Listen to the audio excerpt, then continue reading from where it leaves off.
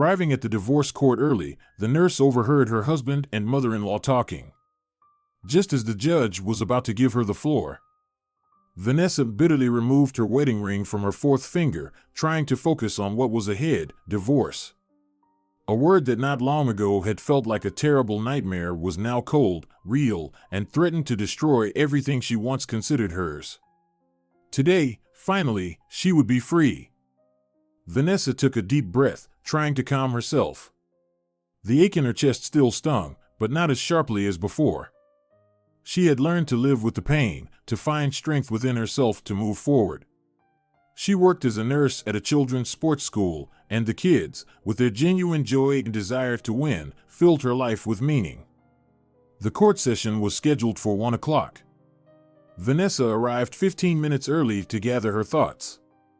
The hall was about half full. She found a free corner, sat down across from a window, and immersed herself in her thoughts. Suddenly, her attention was drawn to a quiet conversation coming from behind a partition. It sounded very nervous and secretive, as if the people speaking were afraid of being overheard. Vanessa tensed, involuntarily glancing toward the source of the sound. 2 voices, a man's and a woman's. They seemed oddly familiar. Behind the partition was the buffet area. Vanessa held her breath, trying to make out the words. There was no mistaking her mother-in-law Ellen Anderson's voice. "Is everything as we agreed?" Richard's mother sounded malicious, as if savoring each word. "Yes, Mom, everything will be as you said." "I've already memorized it all," Richard replied calmly. Vanessa felt uneasy. What were they plotting, and why the secrecy? She didn't understand why they were speaking this way, but her intuition told her it was something bad. "You know that if anyone finds out, it will be very bad," Ellen Anderson hissed, her voice growing more menacing. "You must be very careful." Richard nodded, his shoulders slumping. Vanessa couldn't see her unfaithful husband's face, but she felt his fear and dejection in her heart. "What about that fool?" Ellen Anderson continued. "She shouldn't know anything either." "Don't worry, Mom, she won't find out anything," Richard quickly replied, as if afraid of being interrupted. "And also, you must be very careful with her lawyer," Ellen Anderson went on. "He might try to extract some information from you." "I understand, Mom," Richard mumbled, as if he were upset about having to follow her instructions again. The buffet area was filled with a relaxed atmosphere. People were chatting, laughing, and drinking coffee. But Vanessa could think only of that pair. The bell for the afternoon break rang, and the court session resumed. Richard nervously adjusted his tie, trying to hide the tremor in his hands. A tense silence filled the room, broken only by the rustle of papers and the soft cough of the secretary. Vanessa sat opposite Richard, their eyes never meeting. An elusive wall of distrust and pain separated the couple. Vanessa felt anger building inside her, like a volcano ready to erupt at any moment. Judge Brent Nelson, a man in his 50s with a weary gaze and graying temples, looked up, surveying those present. "The case of Richard and Vanessa Fletcher regarding the dissolution of marriage and the division of jointly acquired property is now in session," he announced, his voice instantly filling the room. Richard was wearing the suit that Vanessa had gifted him for his birthday. But today it looked too loose on him, as if he had lost a significant amount of weight in the past few weeks. Vanessa, on the other hand, remained composed. Her light dress accentuated her slender figure, and the delicate pearls around her neck added elegance to her appearance. She sat upright, not lowering her gaze. "According to the court's decision, a property appraisal has been ordered to assess the parties' assets," the judge continued, flipping through the case file. "The results are attached to the case." "Your Honor," said Richard's lawyer, an older man with perpetually darting eyes, "we have an addition to the case." With that, Kevin Hill handed over a folder labeled Additional Documents. "Very well, please attach the documents to the case," said Mr. Brent, not taking his eyes off the papers on the table. Richard's lawyer sauntered over to the table, opened the folder, and proudly presented a document. "This document is certified by Dr. Morgan regarding the health condition of his mother," the lawyer began. Kevin emphasized this with a particular intonation, as if he wanted to highlight the importance of the document. It states that Richard Fletcher's mother is suffering from a severe illness, making it impossible for him to divide the property, particularly the suburban house, which is his legal estate. Silence hung in the air, and a faint whisper rippled through the rows of attendees. Vanessa stole a glance at her lawyer, a young woman with large eyes and an uncertain demeanor. Honestly, the woman didn't understand the purpose of this move or what Richard meant by presenting this document to the court. Yet, her intuition whispered that something was definitely amiss. "What do you have to say about this, Vanessa Fletcher?" the judge finally asked. Vanessa's cheeks flushed with nervous color. "Me? I don't agree with my husband's demands. He wants to deprive me of everything we built together over the years. I asked the court to divide the property fairly, 50-50. Ha ha. 50-50. Dream on. You'll get a hole in a bagel, dear. And that's in the best case," hissed Ellen Anderson behind Vanessa, ensuring the judge wouldn't hear. Vanessa turned and met her mother-in-law's gaze. But there was no time to escalate the conflict. The judge stepped in just in time. "So, the court has made a decision," said Brent Nelson, diving back into the documents. "The court session is adjourned until next week. During this time, the plaintiff will have the opportunity to review the documents and present their objections." "Your Honor," said Vanessa's lawyer, Carrie Miles, daring to express her position, "we request a further examination of Dr. Morgan's document to verify its authenticity and legality. The examination will be conducted within the time prescribed by law," concluded the judge and, with visible fatigue, announced a break. When the courtroom emptied, Vanessa remained seated alone. She couldn't understand what was happening. Why was Richard acting this way? Why was he trying to evade the division of property? She couldn't believe he could stoop so low. "Vanessa," said her lawyer, Carrie Miles, "I understand this is hard for you right now, but we can't give up. I've already contacted the experts. They can conduct the examination of the document in no time." Vanessa nodded, knowing she had to fight. She couldn't just give up and let Richard take everything they had built during their marriage. Especially since her father, Paul, had provided half the money for the house, compensation he received from the mine's management for lost health after an accident. "Well, whether you want to or not, you have to go to work," Vanessa thought to herself as she left the courthouse. This year, autumn was unusually hot. It was mid-September, and she was in a summer dress. Vanessa walked down the street past bustling people rushing about their business, feeling out of place, like a stranger in this world. Finally, the bulky outline of the Children's Youth Sports School came into view. The two-story building with a swimming pool, playgrounds, and its own stadium was a source of pride for all the town's residents. Sunlight filtered through the leaves of the old poplars, casting stripes of light on the paths of the sports school. The asphalt, still cool to the touch, smelled fresh and of pine resin. It was a scent familiar to anyone who had ever set foot in this temple of sports.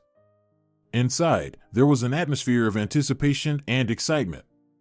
Loud laughter intertwined with the murmurs of coaches echoed from the changing rooms. Somewhere in the gym, basketball thudded against the floor, and that sound resonated in her soul with a pleasant pulse. The Children's Youth Sports School was not just a training place. It was where strength and endurance grew, where champions were born. A place where it was so easy to breathe in the air of sports. "Oh, Vanessa, you're back already? How did it go?" "Tell me," asked the substitute nurse, Liza, anxiously meeting her at the door. Her friend always had a very optimistic attitude, with an unwavering smile on her face. "Well, you know, I read online that courts don't always postpone cases. In some situations, it might be a tactic to give the defendant time to soften the negative consequences." Vanessa sighed sadly. "Oh, I don't know, Liza. It feels like my husband and mother-in-law are up to something nasty. Did you talk to your lawyer? Maybe she'll have some advice? She's not just earning her bread for nothing." Liza pressed on. "Of course, I talked to her. Carrie advises me not to stress out. But how can I not when I'm overwhelmed with anger and hurt? I feel like I'm being torn apart. She said I need to be prepared for anything. Well, that's good advice, Liza said, and hugging Vanessa, she pressed her sympathetically. You always feel things so deeply. But you're strong, you can handle this. And remember, I'm always here for you.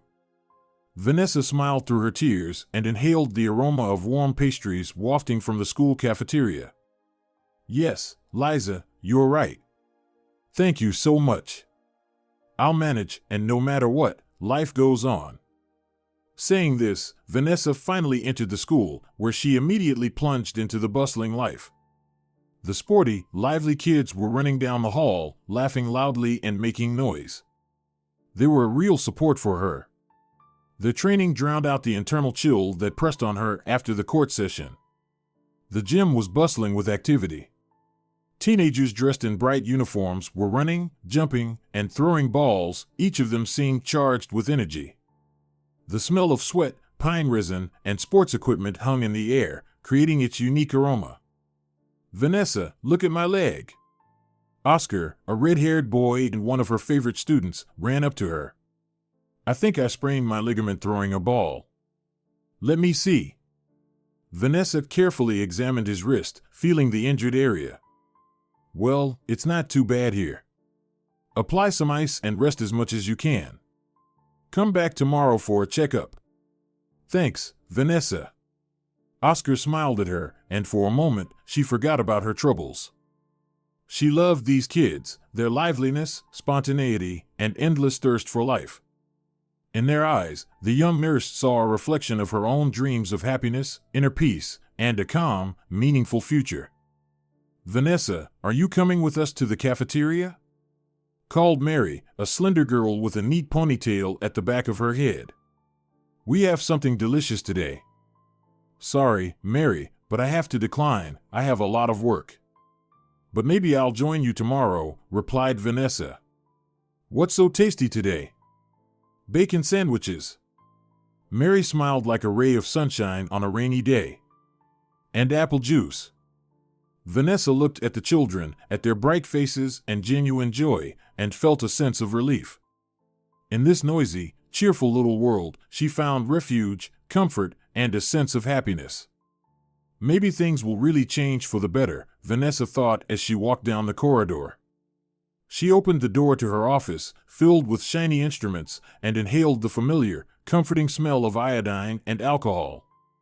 In her office were only she and her loyal assistants, a red first aid kit with gleaming medical tools, and a perpetually fresh sheet of notes ready to receive new entries. Well, then, Vanessa said to herself, life goes on. She turned on her computer and opened all the necessary programs, electronic medical records, a pharmaceutical guide, and first aid reminders. Then she immersed herself back into the world of medicine. At that moment, Amanda, the physical education teacher, peeked into the office. The woman had a stern look and a confident stride. Vanessa, I have a disaster. Betty Price twisted her ankle and can't put weight on it. Okay, Amanda, I'll be right there, Vanessa replied readily, hastily getting up. Is she in the training room? Yes, she's sitting on the bench there, the teacher replied, already turning toward the door when she suddenly stopped and added in a low voice. Vanessa, how are you doing?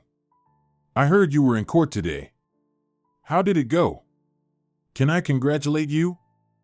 Before the session, Amanda had shared her experience of her divorce with Vanessa, and for some time now, they had been a real support for each other. It's complicated, Vanessa sighed, but I'll manage. Of course, you will. You're so capable. Amanda smiled and walked into the training room. Vanessa followed her, and once again, she was enveloped by familiar sounds, the noise of balls, the thud of feet on the hardwood floor, and the excited shouts of the kids.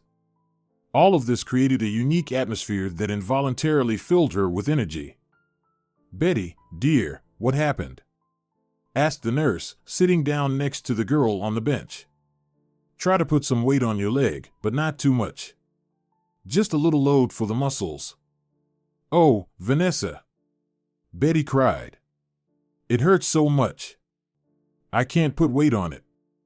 Well, don't cry, sweetie, said Vanessa, gently stroking her head. We'll fix this. It looks like you've twisted your ankle, but I can't say how serious it is right away. I hope it's not too bad. Oh, not too much. I won't be able to compete now, exclaimed Betty.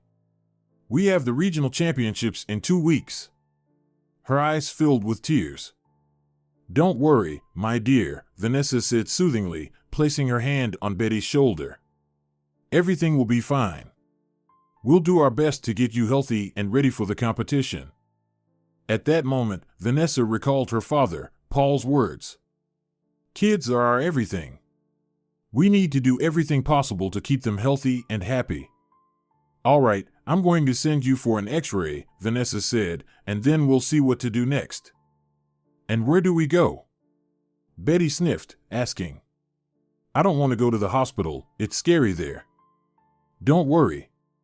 Vanessa reassured her. We'll go to the nearest clinic, everything will be fine. You won't even have time to be scared. Okay, I believe you. Only you. Betty wiped her tears and smiled for the first time in several minutes. Don't worry, Vanessa, Amanda added with relief, we'll make sure Betty gets better as soon as possible. Thank you, Vanessa replied as she stood up. Let's go to the clinic, and then I'll call. Hearing this, Amanda left, calmed by the nurse's determination. A little later, Vanessa called for an ambulance, and soon Betty was lying on a stretcher, waiting for the medics to arrive. Vanessa sat beside her, holding her hand, feeling like a true protector, a guardian of this little one's health. About 15 minutes later, they were at the clinic. Vanessa filled out all the necessary paperwork while Betty lay on the stretcher, preparing for the X-ray. Vanessa stayed close, reassuring her and telling her everything would be all right. Don't worry.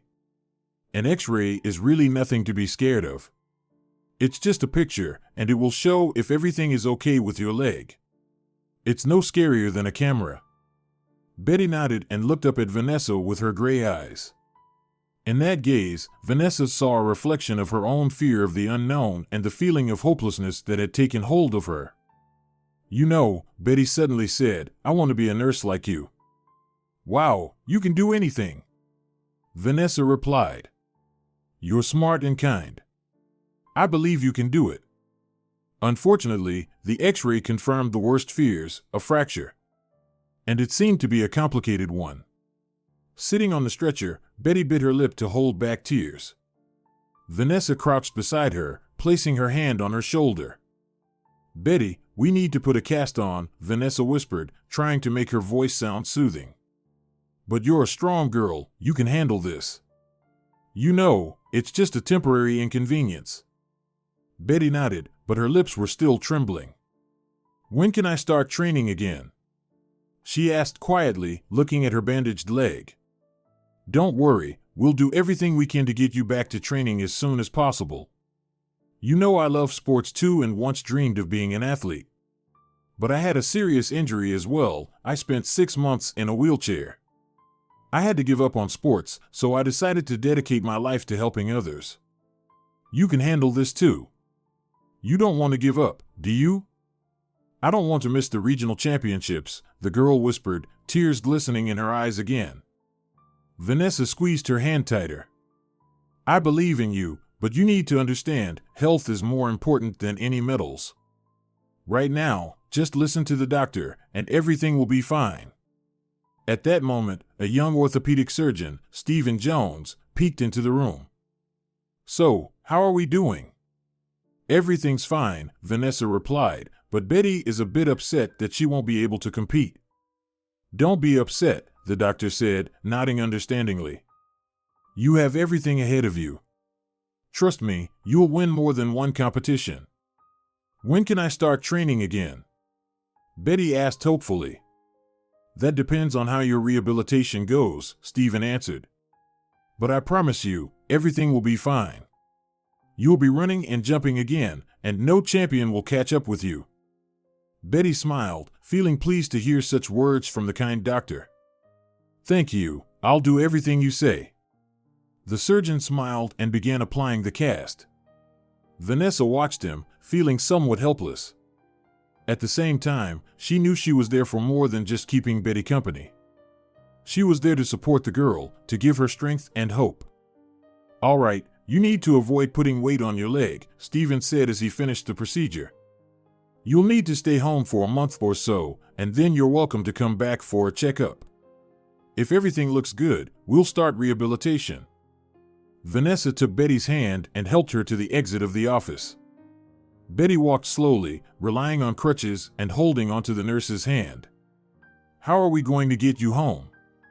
Vanessa thought as she guided the girl to the bus stop. "Maybe we should call a taxi?" "Wow. Let's do it." The girl responded happily. "All right, Betty, hang on," Vanessa encouraged, helping her reach the bus stop. There was the usual hustle and bustle for this time of day, school children rushing home after classes, parents picking up their kids from activities, and elderly people strolling leisurely through the park.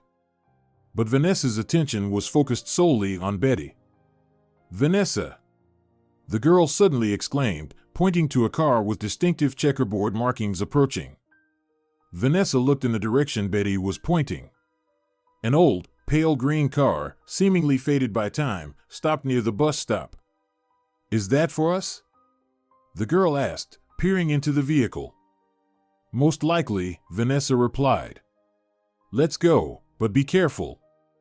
Using her crutches and holding onto the nurse's hand, Betty slowly approached the car. "Hello," Vanessa greeted the driver as she carefully helped Betty into the back seat. "Hello," the elderly man nodded in response, sounding as if he didn't want to engage at all. Vanessa noticed that the driver's face looked pale and drawn. He was also coughing repeatedly, covering his mouth with his hand. "Excuse me, are you feeling unwell?" Vanessa asked, looking at his face with concern. "No, I'm fine," he croaked, "just a bit stuffy in here." At that moment, the elderly man reached for the window control handle to open it, but he didn't have the chance. Suddenly, with a painful groan, he slumped over the steering wheel, his body going limp. "Oh, it hurts," he whispered, clutching his chest. "Do you need help?" Vanessa asked as she rushed to the driver's door. "Probably," the man exhaled with difficulty. "I can't breathe." Vanessa didn't hesitate for a second. With a quick motion, she opened the door and maneuvered the driver across the seats, using both the driver's and passenger's seats. Then, following her training, she placed her hands on his chest and began performing chest compressions. Betty sat in the back seat, terrified, her eyes wide with horror at the unfolding scene. "Breathe. Do you hear me? Just breathe," Vanessa shouted, keeping her hands on the driver's chest. But he could no longer hear anything. Vanessa felt despair rising within her. She knew from experience that in situations like this, every second counted. "Betty," she whispered, "call an ambulance, sweetie." "You know the number?" Betty, trembling with fear, managed to dial the numbers on the phone. "Hello? Ambulance? Please come quickly. Someone is unwell, he's not breathing. Please." She gasped, struggling to get the words out. "Address?" demanded the dispatcher. "We're at..." Betty looked at the nurse in panic, trying to remember where they were. "At the stop near the Hill Cinema, not far from the First City Hospital," Vanessa prompted. "Please hold, the crew is on the way," the woman on the other end replied curtly and ended the call. Vanessa continued performing chest compressions. Her hands were slick with sweat, but she wouldn't give up. She was determined to do everything possible to save this driver. "Breathe, breathe, darling," Vanessa shouted, keeping her hands on his chest. "Come on, take a breath. You can do it." But the driver wasn't breathing, a grimace of pain was frozen on his face. His skin was pale as a leaf. Vanessa felt his pulse weakening, and her heart sank with despair. Just when she was about to lose hope, she noticed the man's chest slightly rising. Finally, he took a breath. Then another, and another. Vanessa felt the beat of his heart, and a wave of joy washed over her body. It seemed he was alive. A few minutes later, the ambulance arrived. The paramedics quickly assessed the driver, and one of them, the oldest looking, delivered his verdict. The patient is likely having a heart attack. We're taking him to cardiology. At his age, he shouldn't be driving a taxi. And who issued him the medical examination form? That's a crime. Did the doctor who signed those documents not see he had tachycardia complicated by asthma? Vanessa shrugged. How could she know? As a healthcare worker, she had deep respect for her colleagues and could hardly think poorly of them. After everything that had happened, she trembled like a leaf, still trying to compose herself. "Oh, how are we going to get home now?" Betty asked, looking bewilderedly at the departing ambulance. "Don't worry, we'll take another taxi," Vanessa replied. "I'll call one now." On the way, she tried to calm the girl, who had gone through so much in the past few hours. Betty behaved calmly, occasionally glancing out the window to see how far they were from home. To distract herself from sad thoughts, the girl started telling Vanessa and the taxi driver about her dad, Carl. "He's the best," Betty exclaimed passionately, her eyes sparkling with excitement. "He works as a plumber, can you believe it? He fixed all the taps and pipes in our yard, everything. Dad can do anything, he's a jack of all trades." Vanessa smiled and exchanged a knowing glance with the taxi driver. "And also," Betty continued, lowering her eyes, "Dad makes amazing things out of all sorts of junk. Once, he made me a horse out of an old tin can and wooden sticks. And he made a homemade arcade machine for marbles. But Jenny, our neighbor, said it wasn't safe and took it away." "What does your dad love most of all?" Vanessa asked with a smile, feeling her heart fill with concern for this little girl deprived of a mother's love. She remembered that Anna had died of meningitis when her daughter was 5. "Dad loves music," Betty whispered in awe. "He plays the guitar and sings. He has such a beautiful voice. Sometimes he even sings me lullabies when I go to sleep." Vanessa smiled. In her mind, she imagined a strong, rugged man with calloused hands tenderly singing a lullaby to his child. It was something unimaginable. "What does your dad do when you're feeling sad?" Vanessa asked. "He hugs me and tells me everything will be all right," Betty replied, her eyes filling with tears. "Dad says that Mom is always with us, just up in heaven now, but she'll never leave us." "Yes, your dad is very wise and kind," Vanessa said. "I'm sure he'll protect you from any trouble." "Yes, that's true," Betty nodded, but there was still a sadness in her voice. "And Dad makes the most delicious potato and onion pie." "Really?" He didn't know how before, but Grandma Jenny taught him. Before that, Dad accidentally burned 3 frying pans, just like that. And recently he saved a puppy from the basement. There was a pipe burst, and the water was almost up to his waist. But Dad wasn't afraid. He heard someone whimpering and ran to save it. Vanessa and the taxi driver listened in silence. They felt that Betty was about to share something very important. It was so awful. The girl sobbed, gripping the handle of her crutch. The basement was flooded, and the water was freezing. Dad said we had to do something quickly because the basement could be completely flooded. He also said we needed to get the puppy out of there. How did Dad know there was a puppy in there? Vanessa asked, leaning closer to the girl. He heard the crying, like a little baby whimpering. Dad said someone was calling for help. So he went to see who it was. Were you scared? The taxi driver asked, unable to hold back. I sat at home crying, Betty said, her eyes shining. I thought Dad wouldn't come back. He's a plumber, not a diver. But he did come back? Vanessa guessed. And he brought a puppy with him, right?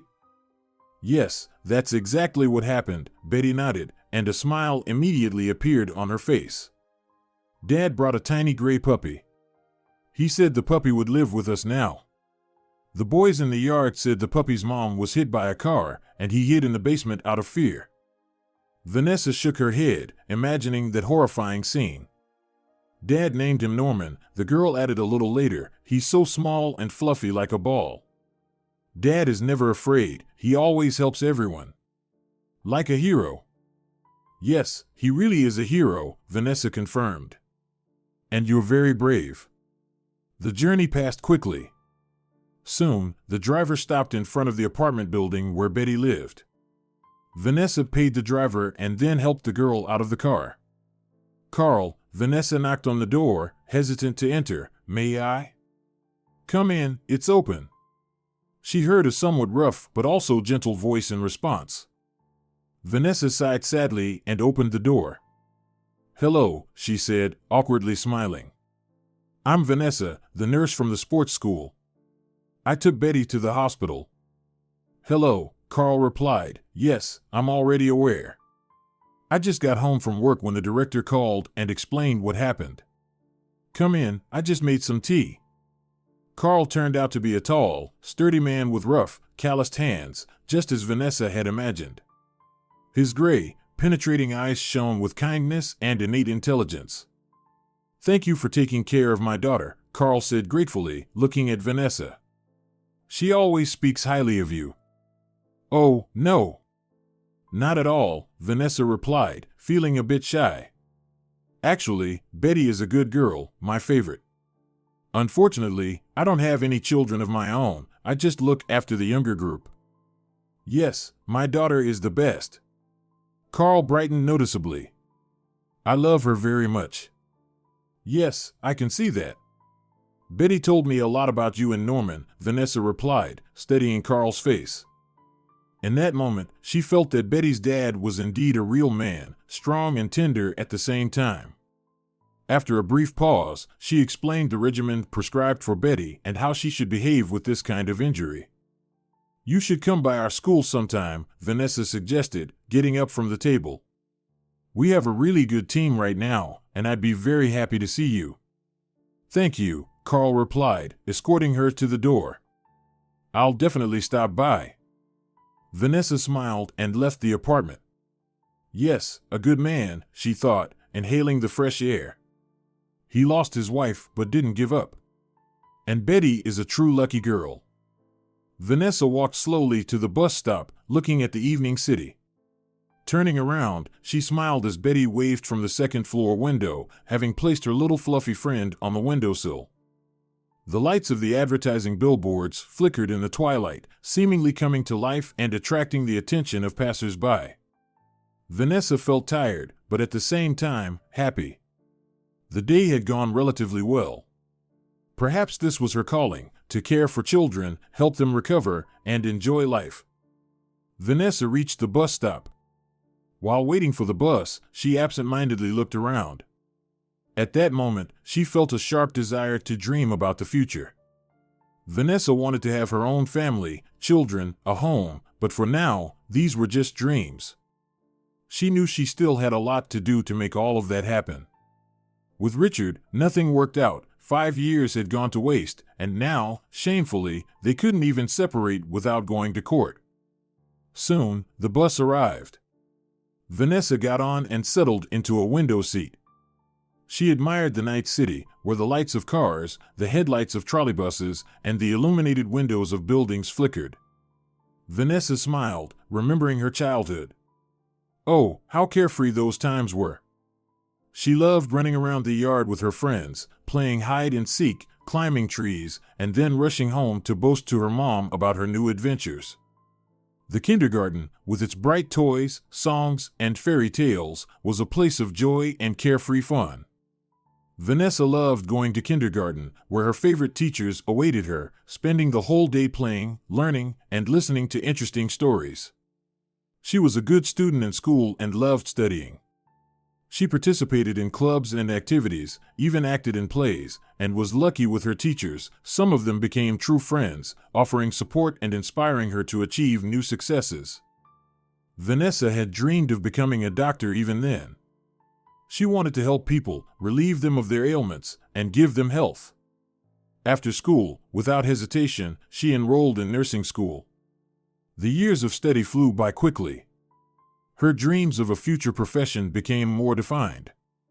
She enjoyed the classes and quickly absorbed new information. Practicing in the clinic became a special experience for her. Vanessa learned to provide first aid, give injections, set up 4 drips, and care for patients. She made friends among her classmates, spending time together, studying, relaxing, and dreaming about the future. The bus picked up speed. Vanessa, flinching slightly, pressed against the back of her seat. The night lights flickered outside, and ominous premonitions crept into her mind. The fresh air entering the cabin was filled with the scent of asphalt and gasoline, not the freshness of a pine forest like during summer vacation. Vanessa recalled the day her father, the mountain master, saved his crew from a rockslide. 5 minutes before the tragedy, Paul had sensed with some inexplicable sixth sense that the roof of the tunnel was starting to collapse. "Run, everyone, get upstairs," he shouted, pushing his colleagues toward the exit, but he didn't make it in time. In a matter of seconds, he was buried. Vanessa vividly remembered how her mother held her hand tightly, gazing pleadingly at the sky. "Lord, let him survive," Julia whispered, crossing herself repeatedly. After the mountain rescue team dug Paul out from under the rubble, doctors said he would be permanently disabled. After being discharged from the hospital, his mother brought him home, and from that point on, their family's days turned into an endless series of complicated procedures, medical checkups, and exhausting rehabilitation. Vanessa helped care for her dad, but all her childhood dreams of the future vanished the moment their world collapsed under the weight of misfortune. Ultimately, it was the compensation money Paul received for his injury that allowed Vanessa and her husband Richard to make the down payment for a house, covering half its cost. And now, Richard, along with his mother, had set their sights on this property, which was supposed to be shared between them. Unbeknownst to herself, Vanessa recalled how she had met her future husband. It was winter during her college years. She was studying in nursing school, and Richard had just graduated from university and was working as a manager in a construction company. One winter evening, while returning from classes, Vanessa noticed a freezing young man at the bus stop. He was dressed in a thin tracksuit that clearly didn't match the outdoor temperature. "Excuse me, are you all right?" Vanessa asked, approaching to assess the boy's condition. There was no response. The stranger shivered and, swaying from side to side, looked at the young nurse. From his cloudy, dazed eyes and the strong smell of alcohol, Vanessa immediately guessed that he had likely overindulged at a party.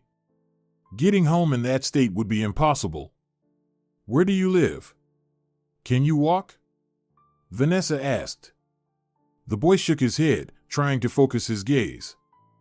"It's cold," he croaked, mumbling something incomprehensible about not being able to make it and freezing. Vanessa understood that he wouldn't manage alone and that without her help, the situation could end badly. "Come on, I'll walk you home," she said, firmly offering him her arm. The boy obediently followed her like a child. Vanessa guided him like a puppet, thinking about how ridiculous her new acquaintance looked. He was tall, with thick dark hair, but at that moment, he resembled a huge, clumsy bear that had woken from hibernation too early. Vanessa helped him sit on a bench, took off her jacket, and unbuttoned it to wrap him up. "You need to warm up," she said, taking several deep breaths to warm his frozen hands with her breath. "I'm Richard," he mumbled, peering into the face of his new acquaintance. "Vanessa," she replied, hoping he would hear her, and added, "I'm a nurse. You need to warm up, otherwise, you'll get sick." Richard felt a bit better and tried to remember how he ended up at the bus stop. At least he could explain that he had been hanging out with his friends from university, celebrating one of their birthdays. "I don't remember how I got here," he said, awkwardly rubbing his cheek. "That's not important. The main thing is that you're safe now," Vanessa replied. She glanced at her watch. "It's getting late," Vanessa said. "I need to head home." Richard flinched, realizing he was holding her up. "Where do you have to go?" the guy asked. "I live 5 minutes from here," Vanessa answered. "And you?" "Me?" "The other side of the city," he said. "I don't even know how I'll get there." Well, then just follow me, Vanessa suggested. I'll walk you to the metro, and from there you can get home. Richard nodded gratefully and slowly got up from the bench. Vanessa took his arm to help him maintain his balance. Thank you for helping me, Richard said, looking at her. I think I would have frozen without you. Oh, it's nothing, Vanessa replied, smiling. It happens. You're really nice, the guy said. And beautiful. Thank you, Vanessa replied, blushing. They walked in silence, listening to the sounds of the night city. Vanessa looked at her companion and felt as if she had known him forever. I would offer to take you to a cafe, but I'm afraid I barely have enough left for the trip, Richard said shyly. No worries, Vanessa replied with irony. I'm just grateful you didn't drag me into some alley. You're brave, Richard said, smiling. I would never believe it was so safe with such a delicate girl. And they fell silent again, each lost in their thoughts.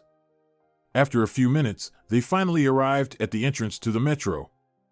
Well, here we are, Vanessa said. Let me help you buy a ticket. Thanks, Richard mumbled. No problem. It was nice to meet you. With that, they parted ways. Richard went home, and Vanessa walked, thinking that their meeting was not just a coincidence.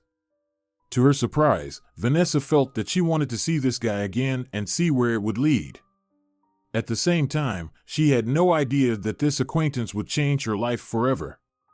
Richard, for his part, also didn't know he would meet his fate at a cold bus stop while suffering from a severe hangover and facing the threat of frostbite. Back then, Vanessa was still naive and romantic, believing in love at first sight, in destiny, and in miracles. At their first meeting, she saw a sadness in Richard's eyes, not melancholy, but a kind of mystery she wanted to unravel. He reminded her of a literary character from her school curriculum with his sad eyes and thoughts about life and death.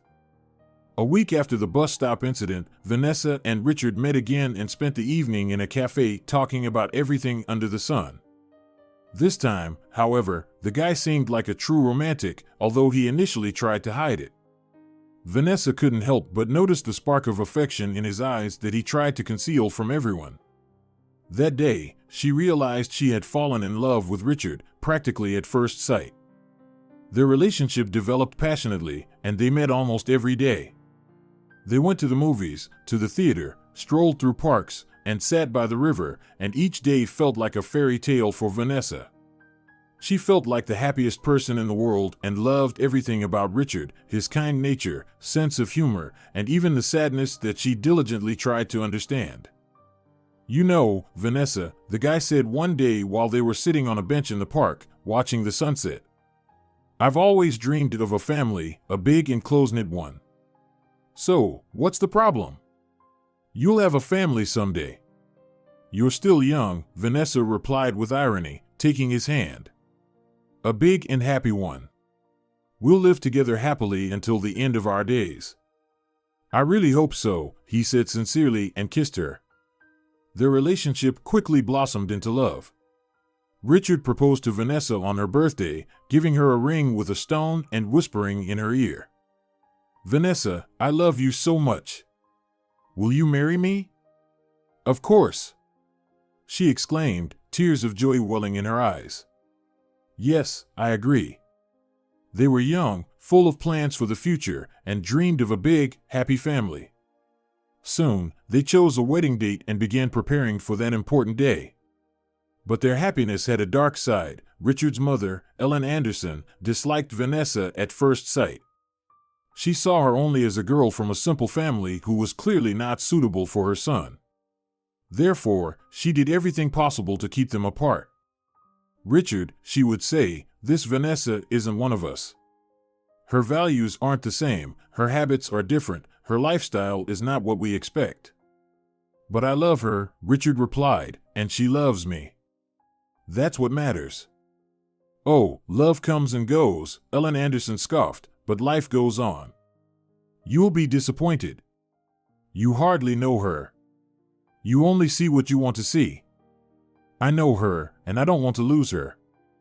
But Ellen Anderson was relentless. She tried to influence her son and persuade him otherwise.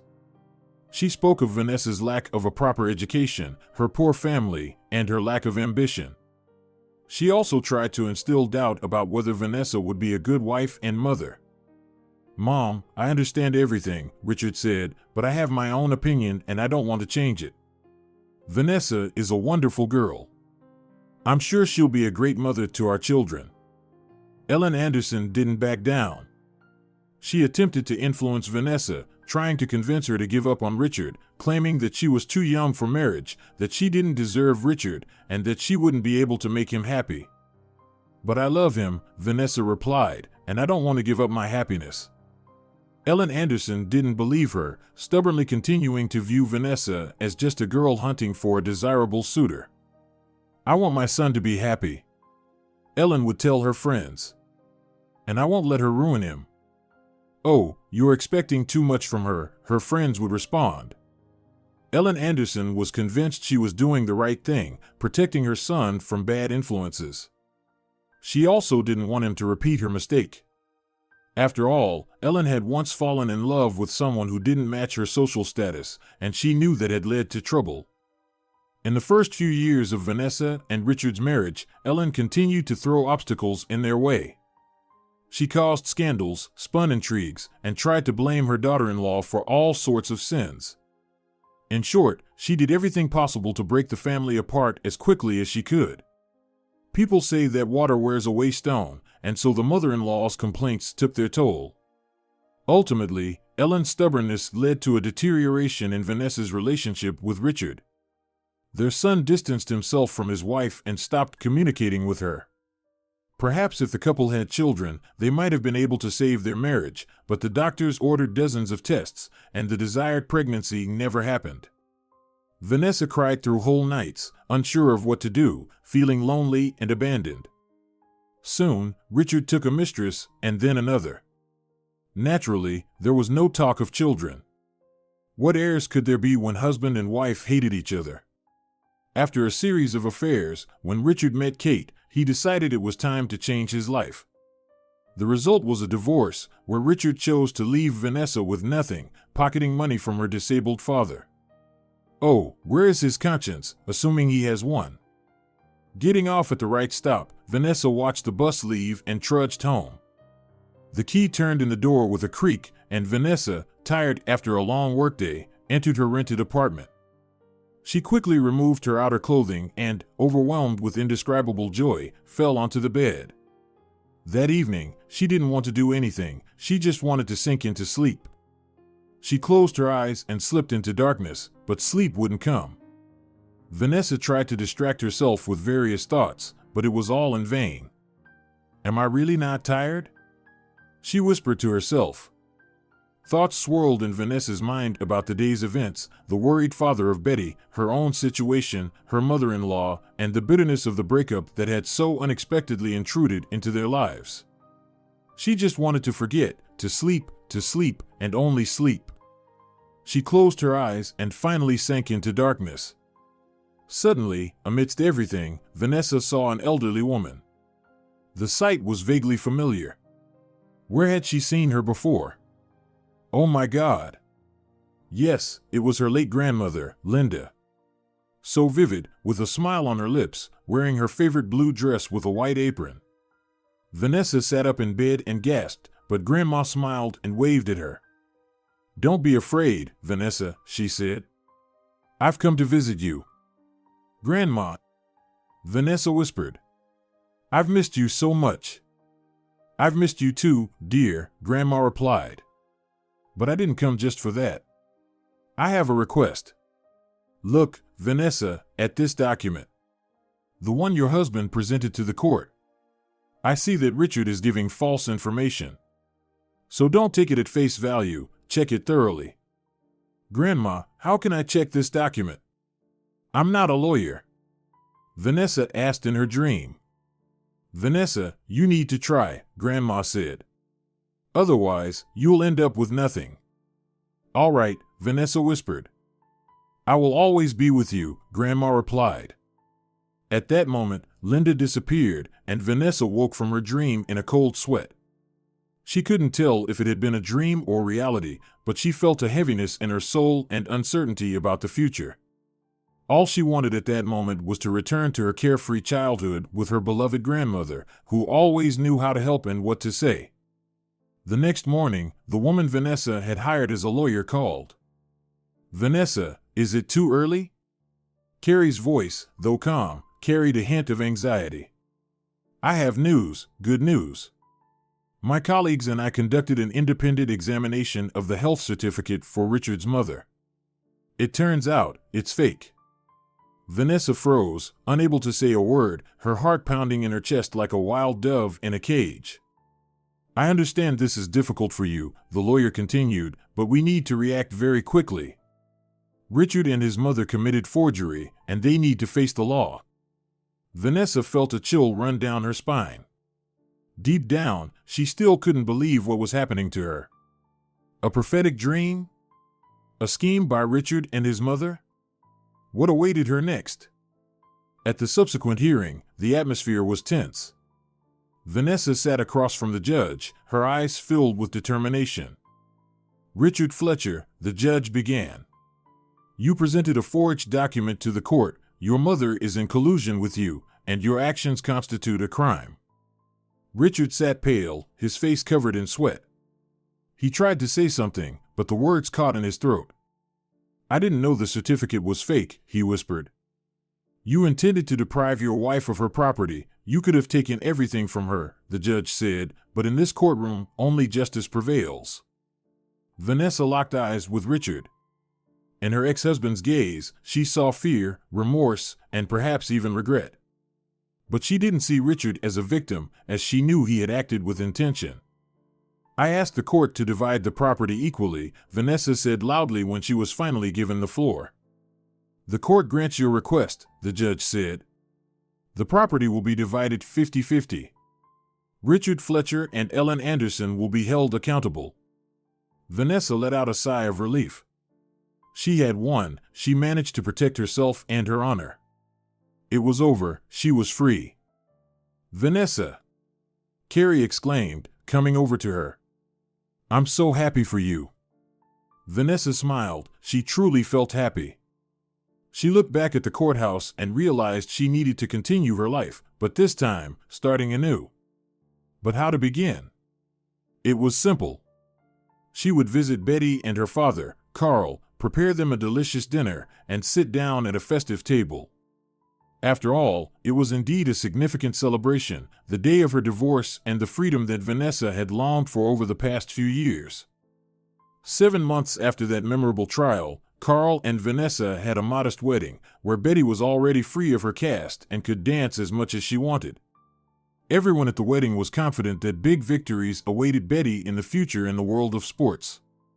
How could it be otherwise when your mom is a nurse at a children's sports school, always ready to help at a moment's notice? A year after the celebration, Carl and Vanessa welcomed their daughter, Alice.